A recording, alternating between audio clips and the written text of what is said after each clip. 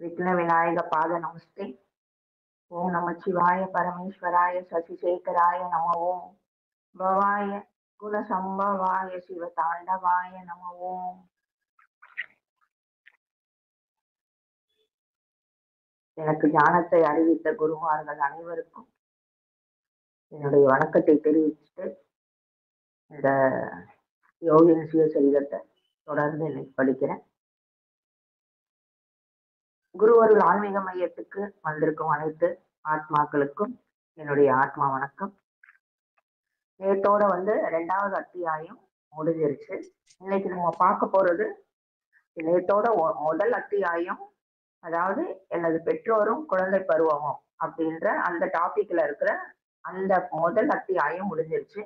நம்ம இன்னைக்கு பார்க்க போறது 2வது அத்தியாயம், எனது அன்னையின் மறைவும் மாய தாயத்தும் அப்படின்ற அந்த அத்தியாயம் தான் இன்னைக்கு பார்க்க போறோம். நேற்று நான் ஒண்ணு சொல்ல விட்டுட்டேன். என்ன அப்படின்னா, அந்த பட்டம் 2 பட்டம் அவருக்கு கைக்கு கிடைக்கிற மாதிரி அவருடைய இச்சா சக்தியை உபயோகிச்சு அந்த மன ஒருமைப்பாடோட அந்த பட்டம் என் கைக்கு வரணும்னு அவர் கேட்டோன்னா கிடைக்குது தானே.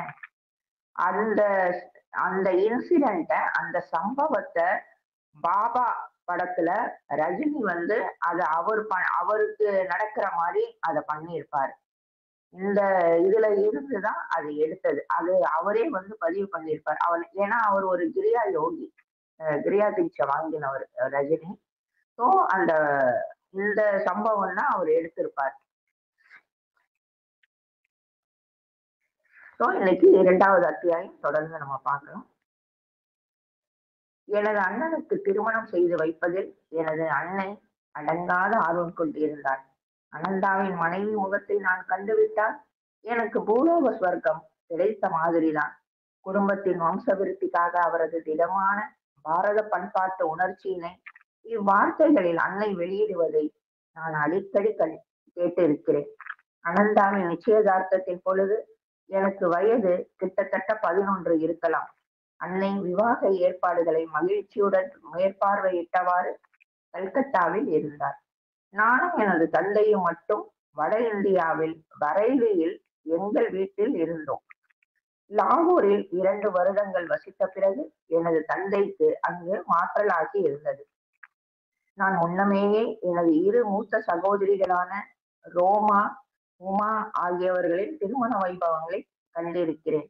ஆனால் மூத்த மகனான அனந்தாவுக்கு விவாக ஏற்பாடுகள் உண்மையிலேயே மிக விரிவாக நடந்தன. தினந்தோறும் தொலைதூர வீடுகளில் இருந்து கல்கத்தா சேரும் கணக்கற்ற உறவினர்களை அன்னை வரவேற்றுக் கொண்டு இருந்தார்.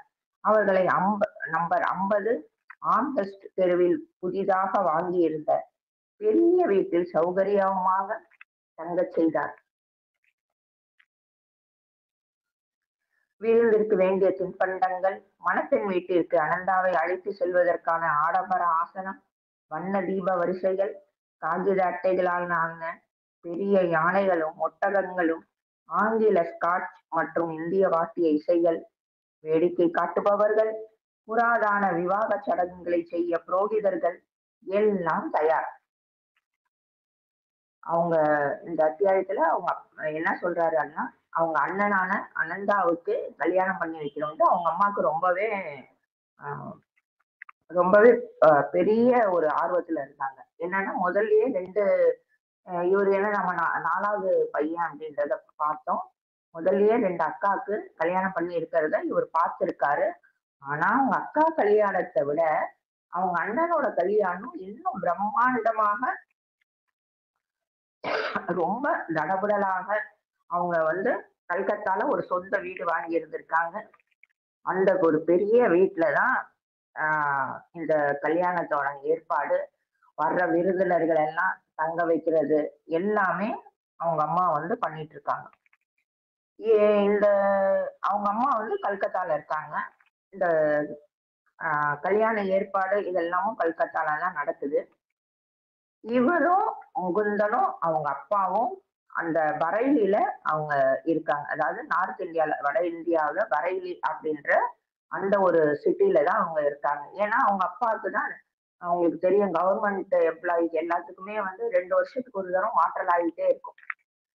அந்த மாதிரி அவங்க லாகூர்ல இருந்தாங்க. நம்ம போன அத்தியாயத்துல பாக்குறப்ப லாகூர்ல இருந்தாங்க.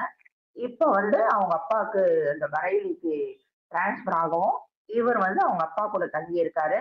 மத்தவங்க எல்லாருமே கல்கத்தால அவங்க வாங்கின சொந்த வீட்டுல அந்த வீட்டுக்கான நம்பரு, அந்த அட்ரஸும் சேர்த்து சொல்றாரு.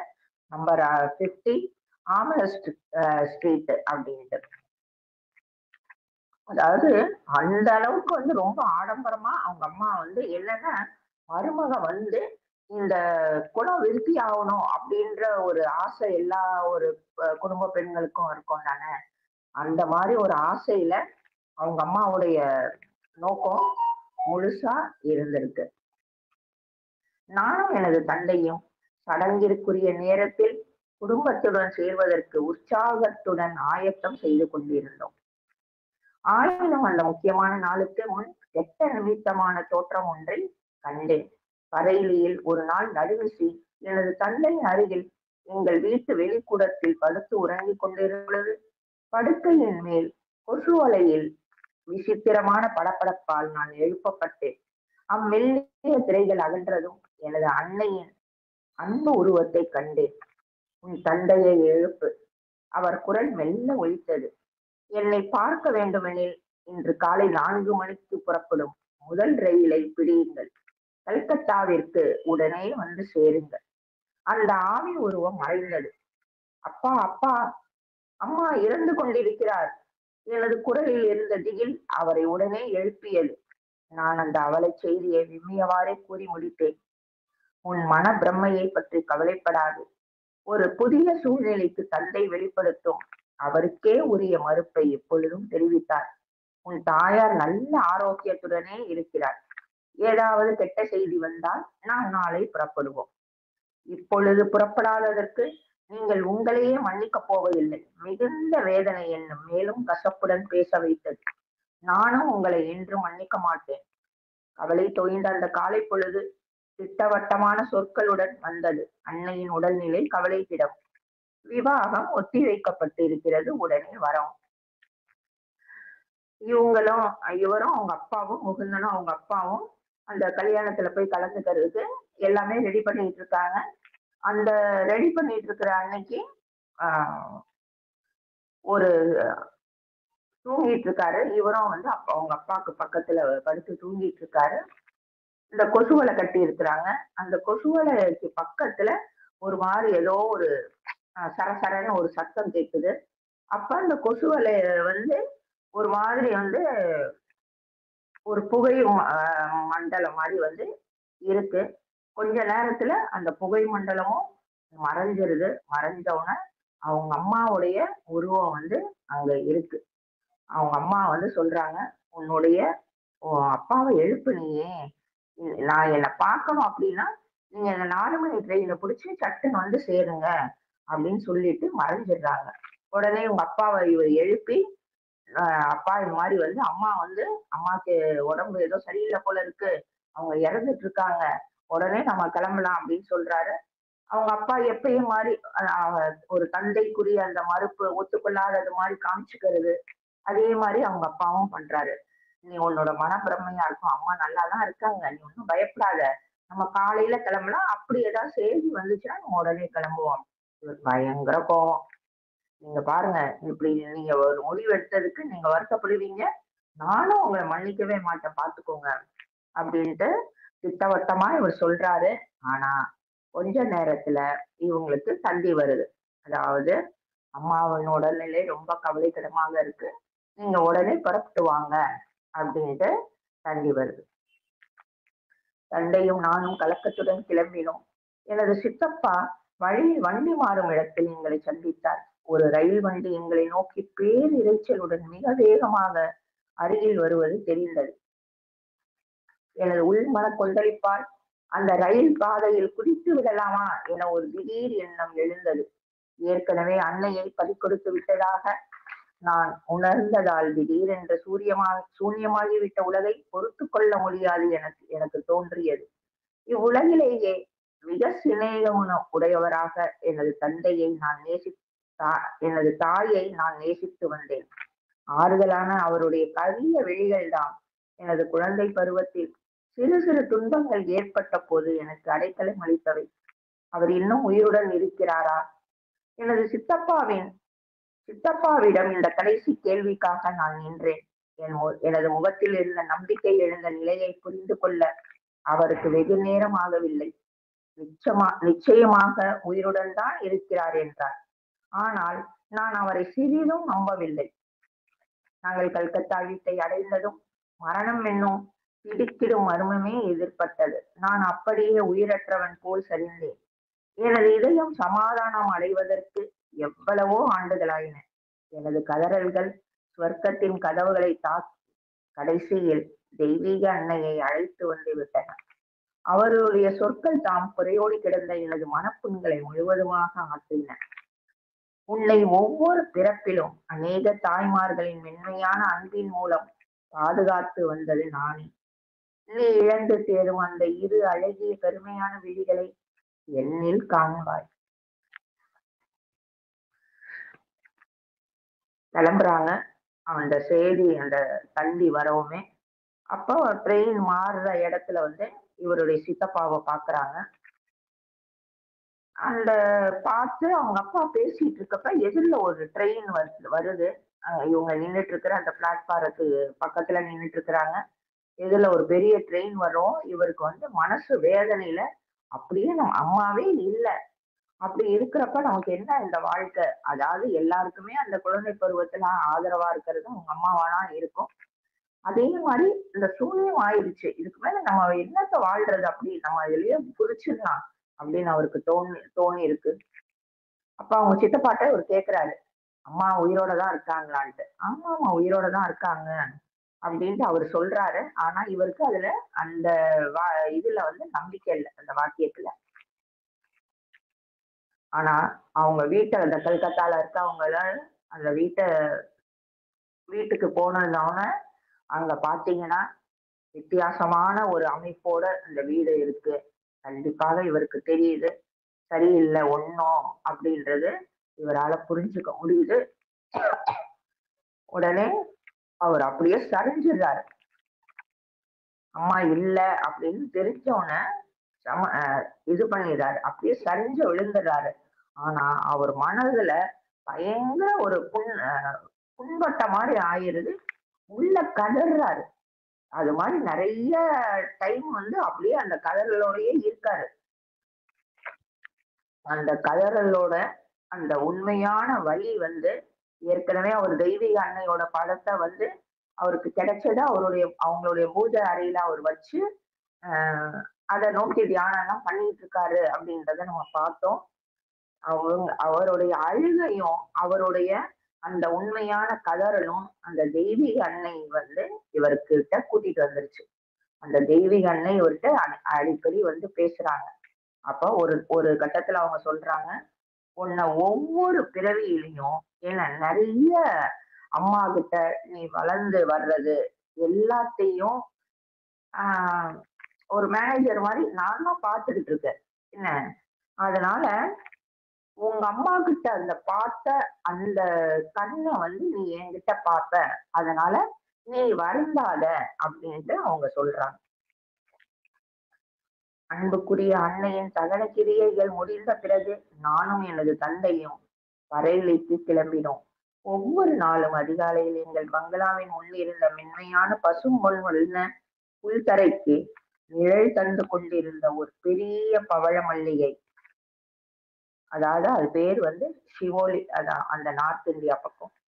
மரத்தடிக்கு நான் சோக நினைவு யாத்திரை செல்வேன்.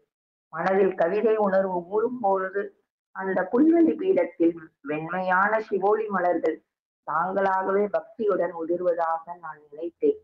காலை பனித்துளியில் எனது கண்ணீர் கலக்கும் போது வினோதமான வேற்றுலக ஒளி அங்கே வைகறை பொழுதில் வெளிப்படுவதை நான் அடிக்கடி கவனித்தேன். இறைவனுக்காக தீவிர இயக்கம் என்னை பற்றியது. இமயத்திற்கு பலமாக ஈர்க்கப்படுவதை நான் உணர்ந்தேன். என் ஒன்றுவிட்ட சகோதரர் ஒருவர் எங்களை பரேலியில் சந்தித்தார். அவர் அண்மையில்தான் அப்புனித மலை சேகரங்களுக்கு சென்று திரும்பி இருந்தார். நான் ஆவலுடன் அம்மலை சிகரங்களில் வசிக்கும் யோகிகளை பற்றியும் சுவாமிகளை பற்றியும் அவர் கூறுவதை எல்லாம் ஆவலுடன் கேட்டேன். அவங்க அம்மாவுக்கு அந்த அந்த இறுதி யாத்திரை எல்லாம் முடிஞ்சிருது. அதுக்கப்புறம் அவங்களுக்கு செய்ய வேண்டிய அந்த சடங்குகள் எல்லாமே முடிஞ்ச உடனே அவங்க அப்பா வேலைக்கு போய் தானே ஆகணும். ஸோ திரும்பவும் அவங்க அப்பாவும் இவரும் அந்த பறையலிக்கு கிளம்புறாங்க. அந்த பறை அந்த பறையில இருக்க வீட்டுல ஒரு பவழமல்லிகை மரம் இருக்கு. அங்கதான் இவர் போய் அவர் ரொம்ப சோகமாயிட்டாரு. அங்க உட்கார்ந்துதான் அந்த தியானம் மாதிரி அவர் பண்றாரு. அப்ப பாத்து அப்ப அவரு நிறைய அவருக்கு நிறைய கவிதை எழுதியிருக்காரு. நிறைய புஸ்தகங்கள் அவருடைய கவிதை இருக்கும். அது மாதிரி நிறைய அந்த மாதிரி கவிதை எழுதுறப்ப அந்த மலர்கள் கீழே விழுறது பக்தியோட அது அவருக்கு பூஜை பண்ற மாதிரி அவர் உணர்றாரு. அதே மாதிரி அங்க உட்கார்ந்துட்டு அவர் இந்த மாதிரி ஒரு அருமையான ஒரு மனநிலையில இருக்கப்ப ஒரு வினோதமான ஒரு வெளி வேற ஒரு வேற்றுலக ஒளி அது வர்ற மாதிரி அவர் ஃபீல் பண்றாரு. நல்லா தெரியுது. அந்த ஒளி அடிக்கடி இவரை ஈர்க்குது. ஸோ அப்ப இறையை பார்க்கணும், இறையை உணரணும் அப்படின்ற ஏக்கம் அவர் மனதுல ஜாஸ்தி கிளம்பிட்டே இருக்கு. ஆனா அந்த டேஸ்ட் பண்ணிட்டாரு இல்லையா? அதுதானே காமிச்சிருக்கு. ஸோ திரும்பவும் அவர் அதை மறந்துடாம இருக்கிறதுக்காக அந்த ஒளியானது அவரை அடிக்கடி கண்ணுல காமிச்சுக்கிட்டே இருக்கு. அதுக்கேத்த மாதிரி இவருக்கு அந்த இறையை சந்திக்கணும் அப்படின்ற ஏக்கம். நான் இமயமலைக்கு அங்க போய் தவம் பண்ணணும், விட்ட இடத்துல இருந்து தொடரணும் அப்படின்றத நல்லா அவருக்கு ஃபீல் பண்ண முடியுது. அப்ப இவருடைய ஒரு சகோதரர், அதாவது ஒண்ணு விட்ட சகோதரர் என்ன பண்ணியிருக்காரு, ஆஹ் இவங்க வீட்டுக்கு அந்த பறையலி வீட்டுக்கு வந்திருக்காரு. அப்பதான் அவர் இமயமலைக்கெல்லாம் போயிட்டு திரும்பி இருக்காரு. அவர்கிட்ட இவர் ரொம்பவே இன்ட்ரெஸ்டா கேக்குறாரு. அங்க அங்க தவம் பண்ற யோகிகளையும் அந்த சுவாமிகளையும் பத்தி அவர் ரொம்பவே இன்ட்ரெஸ்டா கேக்குறாரு. இதே மாதிரி ஒரு சம்பவத்தை ரமணரோட வரலாறுலயும் நம்ம பார்க்கலாம். அவரு இதே மாதிரிதான் ஏதோ எல்லாத்துலயும் பற்று இல்லாமயே அந்த குழந்தையில இருந்தே இருப்பாரு. ஒரு கொஞ்சம் அந்த 12 வயசு அந்த மாதிரி இதுல வர்றப்ப அவங்க வீட்டுக்கு திருவண்ணாமலைக்கு போயிட்டு ஒரு சொந்தக்காரர் வருவார். அவருக்கும் அந்த திருவண்ணாமலைக்கு போகணும்ட்டு எப்படி போகணும் என்னன்றது அவருக்கு தெரியாது ஆக்சுவலா. ஆனா அந்த சொந்தக்காரர் வந்தாரு. அங்க திருவண்ணாமலைக்கு போயிட்டு நேரா இவங்க வீட்டுக்கு வருவாரு. அவர்கிட்ட நீங்க எப்படி திருவண்ணாமலைக்கு போனீங்க, அங்க என்ன ஏது அப்படின்ற ஒரு விஷயத்த அவர் தூண்டி தூண்டி கேட்பாரு. அவர் கிளம்பி போனவனதான் இவரு தனியா கிளம்பிடுவாரு. இதே ஒரு சம்பவம் அதே ரமணர்கிட்டையும் நடந்திருக்கும். அதாவது அதுதான் நான் சொல்றேன் நானு. ஒரு பெரிய முனிவரோ யோகியோ சித்தரோ அவர் அந்த பிள்ளை பிராயத்துல இருந்தே அவங்களுக்குள்ள ஒரு ஒளி இருந்துகிட்டே இருக்கு. அதை தூண்டி விடுறதுதான் இந்த பிரபஞ்சம் இந்த மாதிரி ஆட்களையும் இந்த மாதிரி சம்பவங்களையும் மாத்தி கொடுக்குது. அதே சம்பவம் ஆளுதான் வேற, சம்பவம் ஒரே மாதிரி இருக்கு. நாம் இமாலயத்திற்கு ஓடிவிடலாம் என்று ஒரு நாள் வரையிலையில் எங்கள் வீட்டு சொந்தக்காரனின் சிறிய மகனாகிய துவாரகா பிரசாதிடம் நான் கூறிய இந்த யோசனைக்கு அவன் இணங்கவில்லை. அப்பொழுதுதான் தந்தையை காண வந்திருந்த எனது தமையனிடம் அவன் இதை வெளிப்படுத்தி விட்டான். நடைமுறைக்கு ஒவ்வாத சிறுவனின் யோசனை என்று சிரிக்காமல் அனந்தா என்னை பரிகாச பொருளாக்குவதற்கு கங்கணம் கட்டி கொண்டான். எங்கே உன் காவியுடை? அது இல்லாமல் நீ சாமியாராக முடியாதே. ஆனால் அவனுடைய சொற்களால் நான் விவரித்து கூற முடியாத வகையில் மகிழ்ச்சி அடைந்தேன். அவன் சொற்கள் நான் சன்னியாசியாகி பாரதம் முழுவதும் சுற்றுவதை போன்றத ஒரு தெளிவான காட்சியை முன் கொண்டு வந்தன. ஒரு கால் அவை எனது முற்பிறவி நினைவுகளை எழுப்பி இருக்கலாம். எப்படியாயினும் நெடுங்காலமாக வழக்கத்தில் இருந்து வரும் சன்னியாச ஆசிரம காவி உடைகளை மிக இயல்பான முறையில் அணிவேன் என்பதை நான் புரிந்து கொண்டேன்.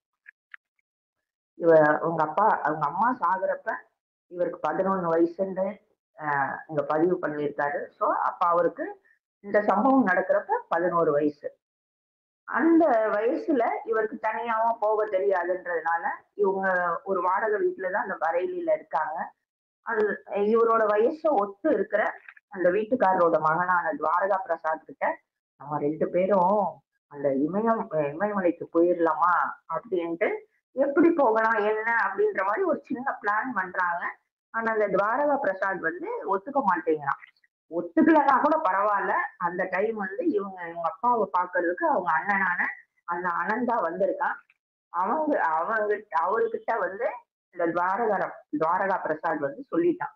இந்த மாரி வந்து என்ன வந்து இமயமலைக்கு கூப்பிடுறான் அப்படின்ட்டு. அவங்க அண்ணனுக்கு ஏற்கனவே இவர் எதுலயுமே ஒட்டாம படிப்புலயும் வந்து சிறப்பா கிடையாது. எந்த சாதாரண ஒரு நார்மல் மனுஷன் மாரி இல்லாம இருக்கிறது அவருக்கு ஏற்கனவே வந்து அ ஒரு மாரி மட்டம் தட்டிக்கிட்டே இருப்பாப்டி. அப்ப அவங்க அண்ணன் கேட்கிறாரு, "எங்க எங்க உன்னுடைய காவி உடை? உனக்கு நீ முனிவர் ஆகணும்னா, அந்த காவி ட்ரெஸ் தானே போடணும். அது இல்லாம நீ சாமியார் ஆக முடியாதே!" அப்படின்ட்டு கிண்டலா கேட்கிறாரு. ஆனா இவருக்கு ஸ்ட்ரைக் ஆகுது. அவர் கேட்க இவருக்குள்ள ஒரு சீன் ஓடுது. அந்த காவி ட்ரெஸ் போட்டுட்டு இவர் உலகம் எங்கும் சுற்றுறாத அவருடைய கண்ணு முன்னாடி வந்து போகுது. ஒரு சமயம் அதான் சொல்றாரு. இது என்னோட முன்னாடி பிறவியோட அ அந்த நினைவுகளா கூட இருக்கலாம். இல்ல பிற்காலத்தில் நடக்கப் போகிற வருங்காலத்த பத்தி கூட அந்த எனக்கு முன்னாடி அந்த காட்சி வந்திருக்கலாம். ஆனா ஒண்ணு தெரியுது. நான் ஒரு ஆசிரமத்துல அந்த காவி உடை நான் அணிவேன் அப்படின்றது எனக்கு கன்ஃபார்மாக தெரியுது அப்படின்றத அவரு இங்க பதிவு பண்றாரு.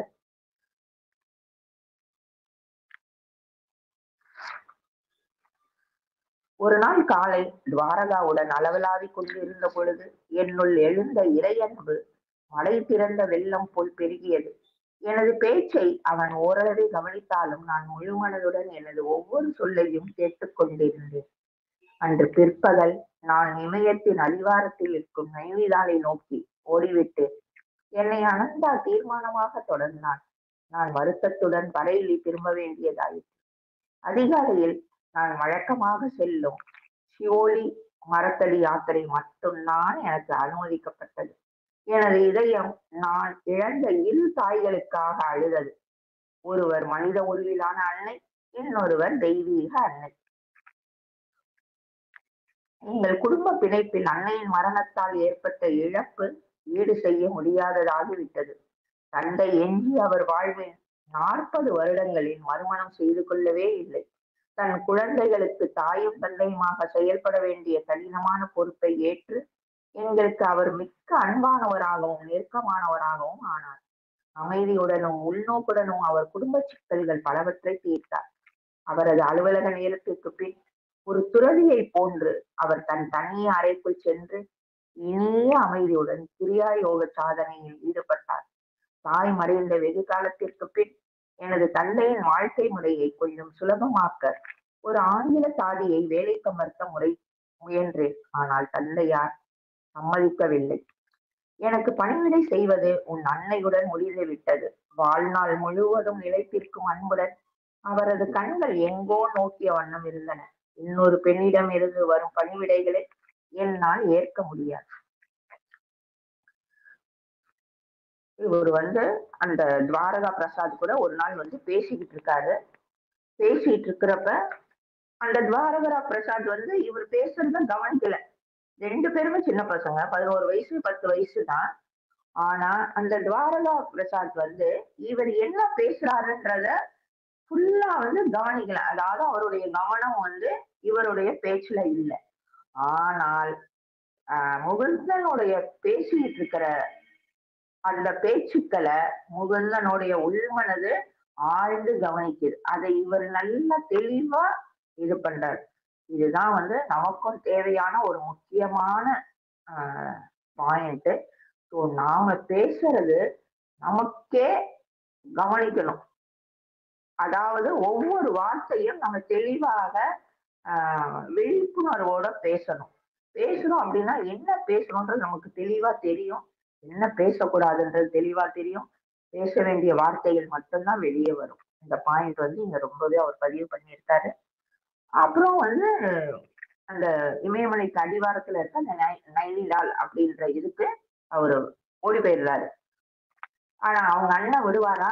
அவங்க அண்ணனும் ஃபாலோ பண்ணிட்டு போய் கூட்டிட்டு வந்துடுறாரு.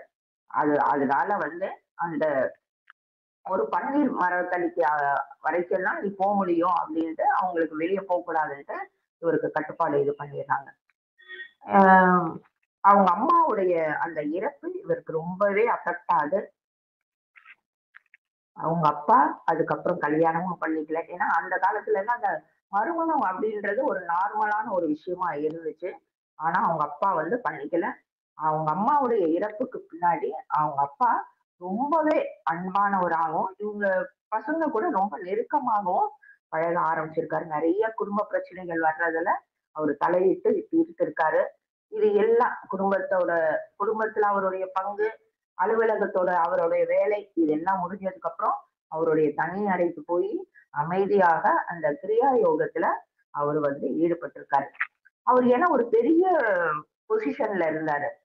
அதனால அவருடைய வேலைக்காக அந்த காலத்துல எல்லாம் வந்து இந்த மாதிரி அசிஸ்டன்ட் வேலைக்கு எல்லாமே அப்பெல்லாம் பிரிட்டிஷ்காரங்க ரூல் பண்ணிட்டு இருந்த டைம் தானே. ஸோ ஒரு வேலை இந்த மாதிரி வேலைக்கு எல்லாமே வந்து அவங்கதான் வருவாங்க. ஒரு ஆங்கிலேய வேலைக்காரிய வந்து வைக்கலாம் அப்படின்றது இவருடைய எண்ணம். இவரு எல்லாம் பேசி எல்லாம் முடிவு பண்ணிட்டாரு. ஆனா அவங்க அப்பா ஒத்துக்கல. உன் அம்மா எனக்கு பார்த்த பணிவிடைகளை இன்னொரு பெண்ணுகிட்ட இருந்து நான் வாங்க முடியாது அப்படின்னு ரொம்பவே தீர்மானமா சொல்லிட்டாரு. அப்ப தன்னுடைய மனைவிக்கு அவர் எந்த அளவுக்கு இடம் கொடுத்திருக்காரு அப்படின்றத அவங்களுடைய அந்த தாம்பத்தியம் எவ்வளவே அருமையா இருந்திருக்கு அப்படின்றத இதை நம்ம பார்க்கலாம். வாழ்க வளமுடன். குருவருள் ஆன்மீக மையத்தில் இணைந்திருக்கும் அத்தனை அன்பர்களுக்கும் எனது வணக்கம். இன்னைக்கு தொடர்ந்து பார்க்கலாம். ஒரு யோகியின் சுயசரிதம் பார்த்துட்டு இருக்கோம். இன்னைக்கு நம்ம தொடர்ந்து பார்த்துட்டு இருக்கலாம். அவங்க அம்மாவுடைய இறப்பு பார்த்தோம். அதை தொடர்ந்து நம்ம இன்னைக்கு பார்க்கலாம். அன்னையின் மறைவிற்கு 14 மாதங்களுக்கு பின் எனக்கு எனது அன்னை மிக முக்கியமான செய்தி ஒன்றை விட்டு சென்று இருப்பதை அறிந்தேன். அவரது மரணப்படுக்கையின் அருகே அனந்தா இருந்து அச்செய்தியை குறித்து கொண்டான். 1 வருடத்தில் அச்செய்தி என்னிடம் வெளியிடும்படி எனது தாய் கூறியிருந்தும் எனது அண்ணன் காலம் கடத்தி விட்டான். எனது தாய் அவனுக்காக பார்த்து வைத்திருந்த பெண்ணை மனம் செய்து கொள்ள சீக்கிரமே அவன் பரேலியை விட்டு கல்கத்தாவிற்கு புறப்படுவதாக இருந்தது. ஒரு நாள் மாலை அவன் என்னை தன்னருகில் அழைத்தான். முகுந்தா, உன்னிடம் சில விசித்திரமான செய்திகளை கூற நான் தயங்கிக் கொண்டிருந்தேன். அனந்தாவின் குரலில் ஆற்றாமை துணி ஒலித்தது. வீட்டை துறக்கும் நாவலை எங்கு நான் அதிகரிக்க செய்து விடுவேனோ என்று பயந்தேன். எப்படியும் நீ இறை ஆர்வத்தில் துடித்துக் கொண்டிருக்கிறாய். சமீபத்தில் நீ இமயத்திற்கு போகும் வழியில் உன்னை நான் பிடித்த பொழுது நான் ஒரு தீர்மானமான முடிவிற்கு வந்துவிட்டேன். எனது புனிதமான வாக்குறுதியை நிறைவேற்றுவதை நான் இனியும் தள்ளி போடக்கூடாது என கூறி எனது அண்ணன் என்னிடம் ஒரு சிறு பேழையை கொடுத்து அன்னை சொல்லி சென்ற பின்வரும் செய்தியை கூறினான். எனது அன்பார்ந்த மகனே முகுந்தா, இந்த சொற்கள் எனது கடைசி ஆசிகளாக இருக்கட்டும். உன் பிறப்பை அடுத்து நிகழ்ந்த அநேக அற்புத சம்பவங்களை கூற வேண்டிய தருணம் வந்து விட்டது. நீ கைக்குழந்தையாக இருந்த பொழுதே உனக்கு விதித்திருந்த பாதையை நான் அறிந்து விட்டேன். அப்பொழுது உன்னை காசியில் வசித்த என் குருவிடம் கொண்டு சென்றேன். ஆழ்ந்த தியானத்தில் இருந்து சீடர்களின் கூட்டத்தில் கிட்டத்தட்ட மறைந்தே விட்டிருந்த நாகரி மகாசயரை நான் சரியாக பார்க்க கூட முடியவில்லை. நான் உன்னை தட்டி கொடுத்தபடி அந்த மகா குருவின் பார்வை உன் மீது விழுந்து உனக்கு ஆசி அளிக்க பிரார்த்திக்கலானேன். என் மௌனமான பக்தி நிரம்பிய கோரிக்கை தீவிரமான தருணத்தில் அவர் தம் கண்களை திறந்து என்னை தன் அருகில் வரும்படி சைகை செய்தார். மற்றவர்கள் எனக்கு வழிவிட்டார்கள். நான் அந்த புனித திருவடிகளை பணிந்தேன். லாகி மகாசயர் உன்னை தன் மடியில் இருத்திக் கொண்டு ஞானோபதேசம் செய்யும் வகையில் தன் கையை உன் நெற்றியின் மீது வைத்தார். இளம் தாயே, உன் மகன் ஒரு யோகி ஆவான். ஆன்மீக ஆற்றலால் அவன் அநேக ஆன்மாக்களை இறைவனின் சாம்ராஜ்யத்திற்கு கொண்டு செல்வான். எல்லாம் அறிந்த குரு என் ரகசிய பிரார்த்தனைக்கு செவிசாய்த்ததைக் கண்டு என் இதயம் ஆனந்தத்தில் துள்ளியது. நீ பிறப்பதற்கு சிறிது காலம் முன்பே அவருடைய வழியை நீ பின்பற்றுவாய் என அவர் எனக்கு கூறியிருந்தார். பிறகு என் மகனே, அடுத்த அறையில் இருந்து நானும் உன் அக்கா ரோமாவும் நீ படுக்கையில் அசையாமல் அமர்ந்து இறை பேரொழியை தரிசித்ததைக் கண்டோம். உன் சிறு வதனம் ஒளிமயமாக இருந்தது. நீ இறைவனை தேடி இமயத்திற்கு செல்வதாக கூறிய பொழுது உன் குரலில் இரும்பெயர்த்த உறுதியான தீர்மானம் ஒலித்தது.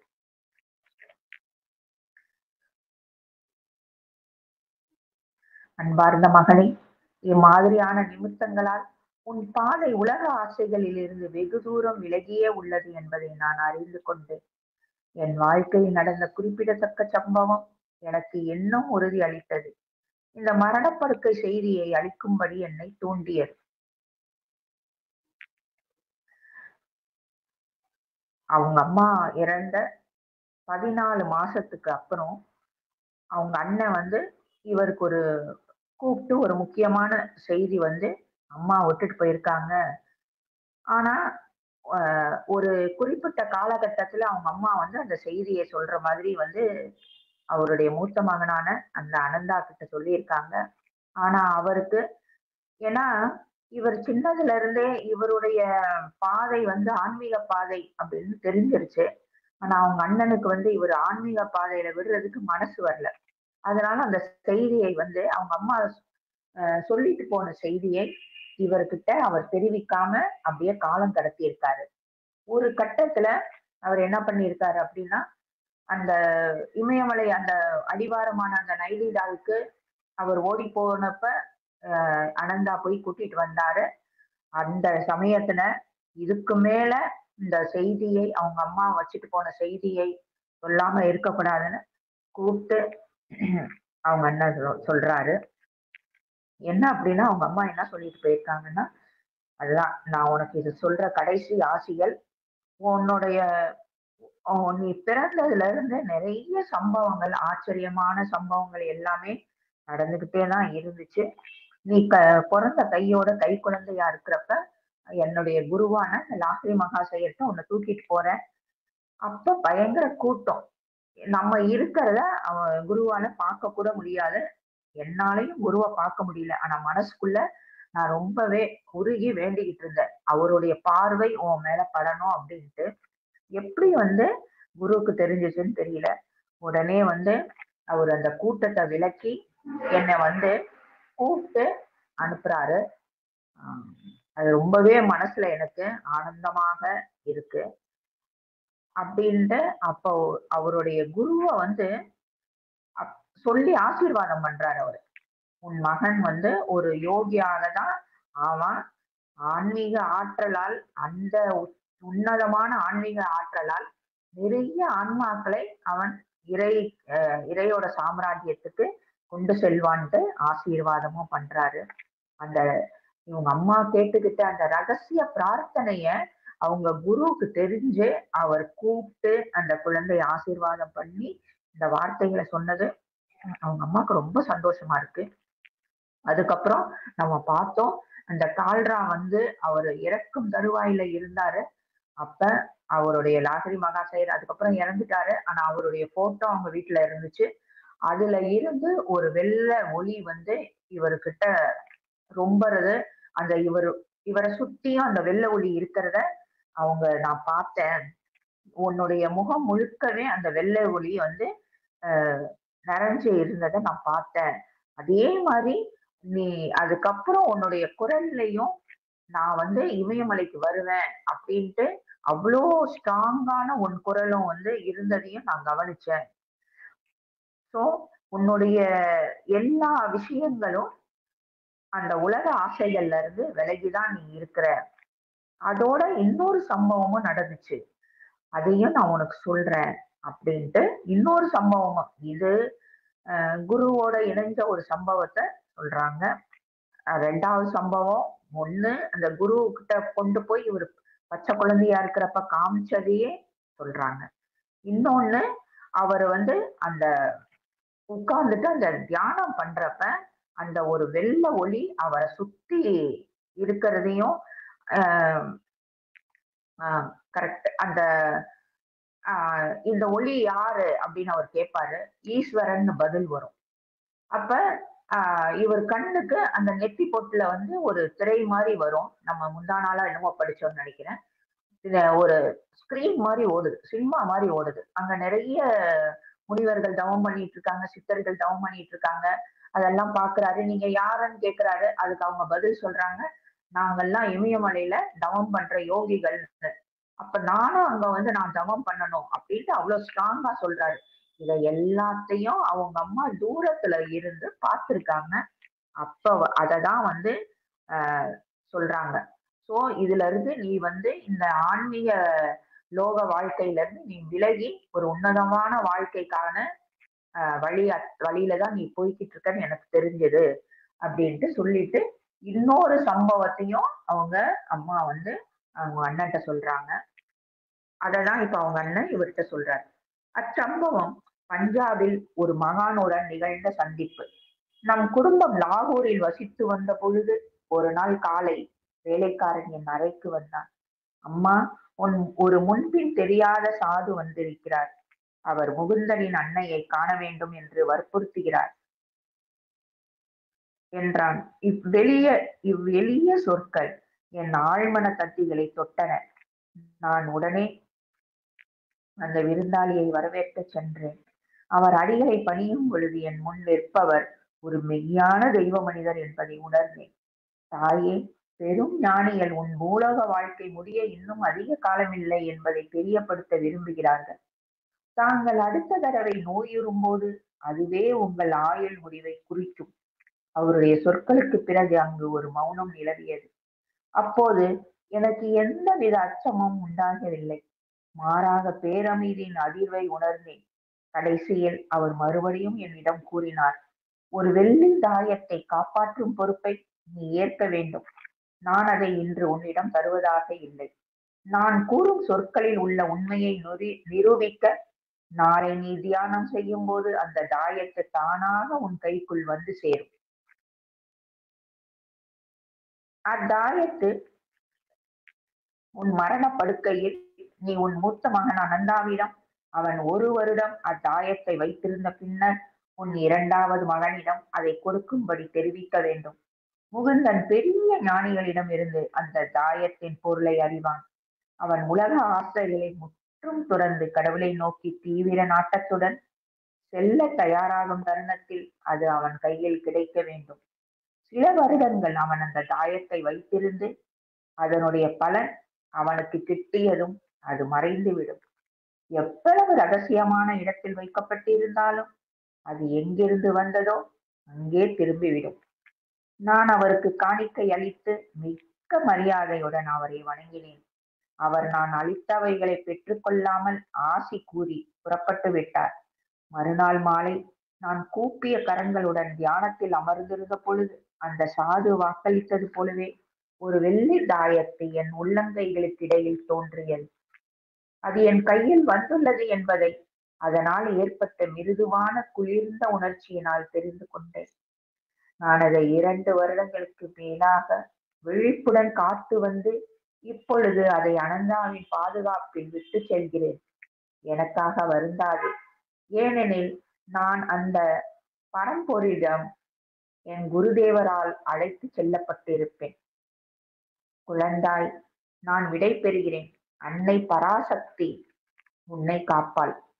அந்த தாயத்து கிடைத்ததும் ஒரு ஞான பேரொளி என்னை பற்றியது. உறங்கி கிடந்த பல நினைவுகள் எழுச்சி பெற்றன.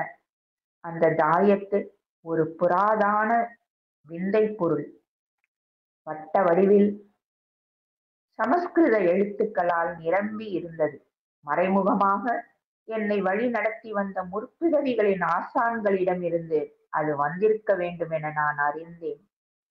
அதில் இன்னொரு விசேஷமும் இருக்கவே செய்தது. ஆனால் ஒரு தாயத்தின் மகிமையை ஒருவர் முழுவதும் விண்டுரைக்க முடியாது. அந்த தாயத்து என் வாழ்க்கையில் மிகவும் துன்பமான சூழ்நிலைகளில் எப்படி மாயமாக மறைந்தது என்பதையும், எப்படி அதன் இழப்பு என் குருவை நான் அடைவதற்கு வழிகாட்டியாக இருந்தது என்பதையும் இந்த அத்தியாயத்தில் சொல்வதற்கில்லை. ஆனால் இமயத்தை அடைய வேண்டும் என்ற தன் முயற்சிகள் தடைப்பட்ட அந்த சிறுவன் நாள்தோறும் அவனுடைய தாயத்தின் சிறகுகளில் வெகு தூரம் பிரயாணம் செய்த வண்ணமே இருந்தான். அவங்க அம்மா 2 சம்பவம் சொல்லிட்டாங்க. இப்ப 3வது சம்பவத்த சொல்லிட்டு இருக்காங்க. இது அவங்க பஞ்சாப்ல இருந்தபோது நடந்தது அப்படின்னு சொல்றாங்க. ஆ ஒரு நாள் அவங்க வேலைக்காரன் அவங்க அம்மாட்ட சொல்றான். ஒரு சாது வந்திருக்காரு. அவர் என்ன சொல்றாருன்னா, முகுந்தனோட அம்மாவ நான் பார்க்கணும் அப்படின்ட்டு ரொம்பவே கம்பல் பண்றாரு. இல்ல பார்க்க முடியாது அப்படின்னாலும், இல்ல முகுந்தனோட அம்மாவ நான் பார்த்து தான் ஆகணும் அப்படின்ட்டு அவர் திரும்பவும் அழுத்தம் திருத்தமாக சொல்றாரு அப்படின்னு சொல்றான் அந்த வேலைக்காரன். அவங்க அம்மாவுக்கு அந்த என் பையன் பேர் முகுந்தன் அப்படின்றது அவருக்கு எப்படி தெரியும் அப்படின்றது அந்த ஒரு ஒரு பாயிண்ட் ஸ்ட்ரைக் ஆகவே வந்திருக்கிறது சாமானியப்பட்ட ஆள் கிடையாது அப்படின்றது அவங்க அம்மாவுக்கு புரிஞ்சிருது. உடனே அவங்க வந்திருக்கவரை வரவேற்கிறதுக்காக போறாங்க. அவரை பார்த்த அந்த கணத்திலேயே அவர் ஒரு சாமானியப்பட்டவர் கிடையாது, அவர் ஒரு மெய்யான தெய்வ மனிதர் அப்படின்றத அவங்க புரிஞ்சுக்கிறாங்க. ஏன்னா அவங்க இதே வழியில தானே அவங்கள குடும்பத்துல இருக்கிறதா தான் பேரு. ஆனா ஒரு உன்னதமான ஒரு நிலையில தானே அவங்களும் இருக்காங்க. சோ அந்த இது வைப்ரேஷன் நல்லாவே தெரியும். அப்ப அவரு பேசுறாரு. அம்மா உன்னுடைய வாழ்க்கை முடிய போகுது. அதாவது பூலோக வாழ்க்கை அண்டர்லைன் பண்ணியும் சொல்றாரு. உன்னுடைய பூலோக வாழ்க்கை முடிய போகுது. அதுக்கு ரொம்ப நாள் இல்ல. இன்னொரு தரம் ஏதாவது உனக்கு உடம்புக்கு வந்துச்சுன்னா அதோட உன்னுடைய இந்த வாழ்க்கை முடிவாயிரும். இத சொல்றதுக்கு என்ன அனுப்பியிருக்காங்க அப்படின்ட்டு. அத கேட்டப்ப அவங்க அம்மாக்கு எந்த பயமும், ஐயோ நம்ம போயிருவோமோ, நம்ம இந்த குடும்பத்தை யார்ரா பாப்பா, இந்த இத்தனை பசங்க இருக்காங்களே, இத்தனை சொத்து இதெல்லாம் விட்டுட்டு போறோமே, எதுவுமே இல்ல. ஆனா ஒரு அமைதி தான் உள்ள. அதாவது எனக்கும் அது தெரியும் தானே அப்படின்ற மாதிரி ஒரு அமைதி அவங்க அம்மா கிட்ட இருக்கு. அதுக்கப்புறம் திரும்பவும் அவரே பேசுறாரு. ஒரு வெள்ளி தாயத்தை நான் குடுத்துட்டு போறேன். ஆனா இப்ப நான் அத உன்ட்ட குடுக்க போறது கிடையாது. ஏன்னா உனக்கு இன்னும் அந்த நம்பிக்கை முழுசா நான் என்ன என்ன விஷயம் சொல்றேன் அப்படின்றது உனக்கு இன்னும் நம்பிக்கை வரலன்ற மாதிரி எனக்கு தெரியுது. அதனால நீ நாளைக்கு காலையில ஆ தியானம் பண்றப்ப உன் கையில அந்த தாயத்து தானாக இருக்கும். அத நீ பத்திரமாக வச்சிருந்து, நீ இறந்து போகும் தருவாயில உன் மூத்த மகனான அனந்தா கிட்ட கரெக்டா நீ இறந்த ஒரு வருஷம் கழிச்சு அந்த தாயத்து முகுந்தன் கிட்ட இத குடுத்துரு அப்படின்னு சொல்லி நீ குடு அப்படின்ட்டு சொல்றாரு. அதுக்கப்புறம் முகுந்தன் இன்னும் பெரிய பெரிய ஞானிகள்ட்ட இருந்தெல்லாம் அந்த தாயத்தோட பொருள் அவன் தெரிஞ்சுக்குவான். அவன் எப்ப அந்த உலக ஆசைகள்ல இருந்து முழுசாக வெளியே இறை சக்தியை நோக்கி தீவிரமாக போறானோ, அப்ப அந்த அந்த தாயத்து அப்பதான் அவன் கையில கிடைக்கணும்ன்றது விதி. அதனாலதான் அவர் 12 மாசம் அப்படின்றத குறிப்பிடுறாரு. ஆனா அவங்க அண்ணன் என்ன பண்ணிட்டாரு, கூட 2 மாசம் 14 நம்ம படிச்சோம். 14 மாசம் கழிச்சுதான். ஏன்னா அவரை ஒரு விடுறதுக்கு மனசு வரல. எப்படியாவது இழுத்து பிடிச்சிடலாம் அப்படின்றது அவர் கணக்கு. ஆனா இவரு உள்ள இருக்கிற அந்த ஆன்ம தாகம் அந்த இமயமலைக்கு போய் நான் தவம் பண்ணணும், நான் விட்ட இடத்துல இருந்து நானு தவத்தை தொடரணும் அப்படின்ற ஒரு இதுல இருக்கிறதுனால இதுக்கு மேல தாங்காது அப்படின்ட்டு தான் அவர் இந்த உண்மைகள் எல்லாம் சொல்றாரு. சொல்லிட்டு அந்த தாயத்து அந்த டைம்ல தான் கிடைக்கணும் அப்படின்ட்டு அவங்க அம்மா சொல்றாங்க. அந்த ஞானி சொன்னத. அந்த ஞானி இன்னும் என்ன சொல்றாரு அப்படின்னா, கொஞ்சம் சில வருஷங்கள் முகுந்தன் கையில அது இருக்கும். அத பத்திரமா வச்சிருக்கட்டும். ஆனா அது எதுக்காக அந்த தாயத்து வருதோ அதோட பலன் முழுசாக அவர்கிட்ட கிடைச்சதுக்கு அப்புறம் அது எங்க வச்சிருந்தாலும் அது எங்க இருந்து வந்துச்சோ அங்கேயே அது திரும்பி போயிரும். அவங்க அவருக்கு குடுக்கப்பட்ட செய்தியை ஒரு போஸ்ட்மேன் மாதிரி அவர் அவங்க அம்மாட்ட இதெல்லாம் சொல்றாரு. அவங்க அம்மாவுக்கு ஒரு பெரிய விஷயத்தெல்லாம் அவர் சொல்றாருன்ட்டு ரொம்ப மரியாதையோட அவருக்கு காணிக்கை எல்லாம் கொடுக்குறாங்க. காணிக்கை, இந்த பழங்கள் அந்த மாதிரி எல்லாம் அது எதையும் அவர் வாங்கிக்கல. அதுதானே உண்மையான ஞானிகளோட இது. அதுக்கு மறுநாள் சாயந்தரம் இவங்க ஆழ்ந்த தியானத்துல இருக்கிறப்ப, கை குப்பி தியானத்துல இருக்காங்க. அப்ப கையில ஒரு பொருள் தட்டுப்படுது. அந்த பொருள் எப்படி அவங்களுக்கு தட்டுப்படுதுன்னா, ஒரு குளிர்ச்சி தன்மை கைகள்ல தெரியுது.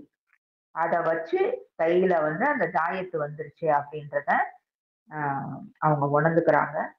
அதுக்கப்புறம் 2 வருஷங்களுக்கு அந்த தாயத்து அவங்க அம்மா கையில எப்ப வந்துச்சோ அதுக்கப்புறம் 2 வருஷம் அத பத்திரமா சாமி அறையில வச்சிருக்காங்க.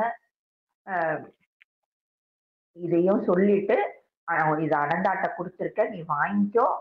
இது நான் எனக்காக நீ வருத்தம் படாத. ஏன்னா நான் எங்கேயும் போகல. எங்க இருந்து வந்தனோ அந்த தாயத்து மாதிரி அவங்க அம்மாவும் அங்கதானே போறாங்க. இறைக்கிட்ட இருந்தா நம்ம வர்றோம். அந்த திரும்பவும் நம்ம இறைக்கிட்ட தான் போறோம். அதனால அது நான் சரியான ஒரு இடத்துக்கு தான் போறேன். என்னை பத்தி நீ வருந்தாத. உனக்கு உன் குருதேவர் கிடைப்பாரு. அதனால நான் கிளம்புறேன் அப்படின்ட்டு சொல்லி சொன்னதை அனந்தா முகுந்தட்ட சொல்றாரு. அந்த தாயத்து கிடைச்சதுல இருந்து ஒரு அது என்னது எக்ஸ்ட்ராவா ஒரு விஷயம் அவருக்குள்ள நடக்குது. ஒரு ஞான பேரொளி அவரை ஆக்கிரமிக்குது. நிறைய நினைவுகள் வருது. அதாவது இந்த முற்பிறவி நினைவுகள்லாம் அவருக்கு அப்படியே சுத்தி சுத்தி வருது. அது எப்படி இருக்குன்னா, அந்த தாயத்து ஒரு வட்ட வடிவுல சமஸ்கிருத எழுத்துக்களால அது எழுதி இருக்கப்படுது. நிறைய மறைமுகமான முற்பிறவிகள் ஆசான்கள்ட்ட இருந்து அது அப்படியே வழி வழியா வந்திருக்குது அப்படின்றது நல்லாவே தெரியுது. சோ அது எவ்வளவு ஒரு சக்தி வாய்ந்ததாக இருக்கும் அப்படின்றதையும் உணர முடியுது. அப்படியாப்பட்ட ஒரு தாயத்தோட மகிமைய இதுக்கு மேல சொல்ல முடியாது. ஏன்னா அதுக்கப்புறமும் ஒரு துன்பமான சூழ்நிலையில அந்த தாயத்து இவர் கண்ட்ரோல் பண்ணா கூட இவர் போய் ஒரு பின்னாடி அதெல்லாம் நம்ம படிப்போம். ஒரு கஷ்டமான சூழ்நிலை இருக்கும். அப்போ போய் அந்த தாயத்து என் கையில இருந்தா நல்லா இருக்கும்னு போய் பார்ப்பாரு. தாயத்து இருக்காது. ஒரு பெட்டியில அதுக்கப்புறம் அதுக்குள்ள ஒரு பெட்டியில பூட்டி வச்சிருந்திருப்பாரு. அது காண போயிருக்கும். ஏன்னா அதுக்கப்புறம் அது தேவை கிடையாது அப்படின்றது பிரபஞ்சத்தோட முடிவு. அது யாரால மாத்த முடியும்? சோ அந்த தாயத்தோட சிறகுகள்ல அந்த முகுந்தன் அப்படின்ற பையன் கொஞ்சம் கொஞ்சமா அவனுடைய சிறகுகளை விரிச்சு இறையை நோக்கி பறக்க ஆரம்பிக்கணும். இதோட இந்த 2வது அத்தியாயம் முடியுது.